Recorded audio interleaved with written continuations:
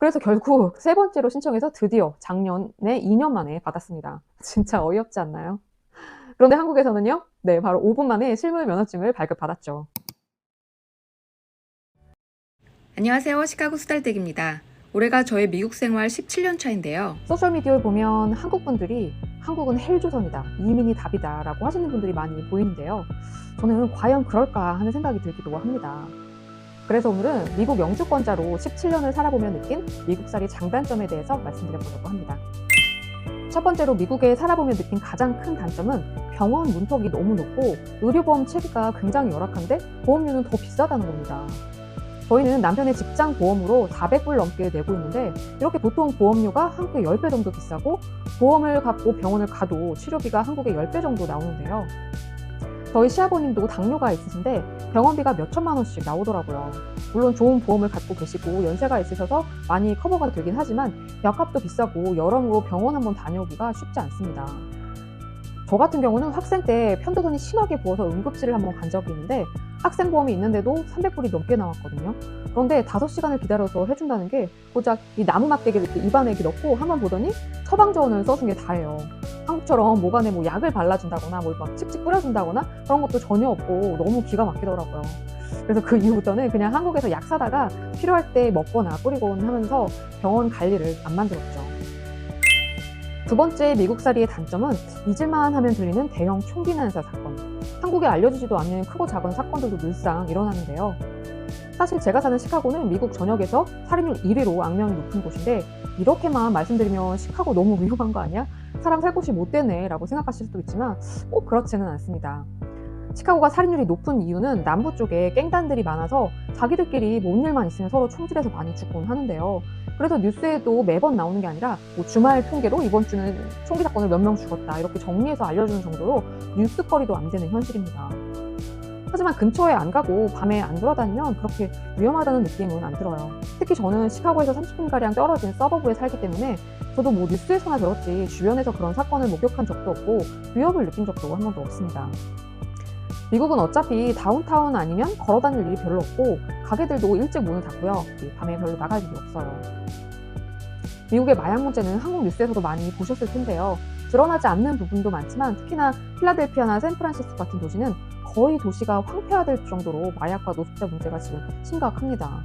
세 번째 단점은 일 처리가 정말 느리다는 병원을 예약하려고 해도 몇 주는 기다리라고 하고 특히 관공서는 정말 평소 욕을 안 흔져도 욕이 나올 정도 어느 정도냐면요. 제가 3년 전에 한국과 미국에서 거의 비슷한 시기에 운전면허증을 갱신할 일이 있었는데 미국은 일단 DMV라고 업무를 담당하는 기관이 직원이 꽤 많은데도 일처리가 늦기로 악명이 높아서 한 번 가면 한두 시간 되기는 그렇게 기다려서 차례가 돼도 또 절차를 밟는데도 1시간가량 소요가 됩니다.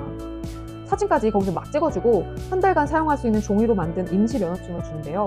진짜 면허증은 한 달 뒤에 집으로 배달되는 시스템이에요.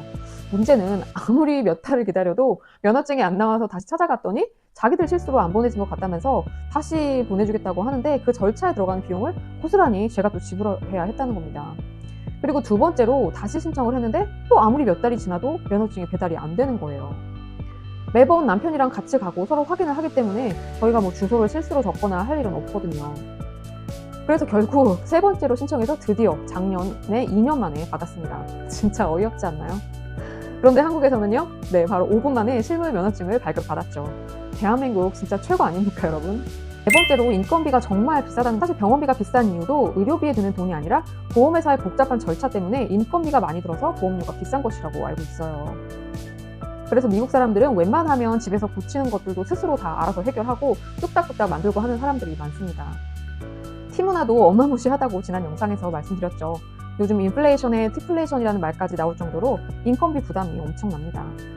다음은 맛집과 놀이문화가 한국에 비해 너무 없다는 것인데요. 한국은 식당들이 경쟁률이 심하다 보니 상향 평준화되어 있는 것 같고 맛있으면서도 가성비 있는 곳이 많은데 여기도 뭐 맛집은 있기는 하지만 뭐 미슐랭급에 어마어마하게 비싸서 갈 엄두도 안 나고 보통 식당은 맛이 그냥 정말 보통 수준 정도밖에 안 돼요. 그리고 한국은 뭔가 여기저기서 이벤트도 많이 하고 문화생활 할 것들도 많은데 여긴 뭐 일단 거리가 멀고 가기가 너무 힘들고 가격이 높고 아기자기한 것들도 별로 없는 것 같아요. 물론 저는 대체적으로 말씀드린 겁니다. 뉴욕의 다운타운에 사시는 분들은 또 다르겠죠. 6번째로 대중교통이 불편하다는 겁니다. 땅덩이가 넓다 보니 지역을 다 커버하기가 쉽지 않은 건데요.